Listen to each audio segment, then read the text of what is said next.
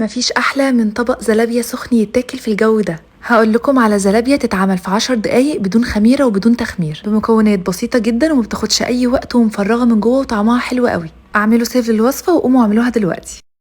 اول حاجه انا عندي كوبايتين من الزبادي هنا كانت في الفريزر، طلعتها وفكت عادي واستخدمتها في الوصفه. ضفت عليها كوبايتين من الدقيق واربع معالق صغيره من البيكنج باودر ومعلقتين كبار من النشا، وكده العجينه خلصت. المقدار ده بيعمل كميه حلوه جدا، وهكتب لكم تحت الفيديو نص المقدار. هقلبهم مع بعض لحد ما يوصل للقوام ده. هسيبهم يرتاحوا 5 دقايق وهحطهم في كيس حلواني.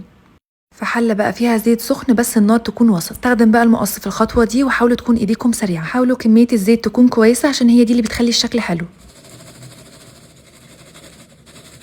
زينتها بقى بصوص شوكولاته، والجزء التاني عملت له صوص خطير عباره عن نص كوبايه من اللبن البودره، معلقه ونص كبيره من السكر البودره، ومعلقتين 3 من الميه المغليه عشان ندوب اللبن. بس كده تطلع معاكم حلوه جدا زي بتاعه الكافيهات بالظبط. جربوها ومتاكده انها هتعجبكم، وما تنسوش تقروا المقادير اللي كاتباها لكم تحت الفيديو.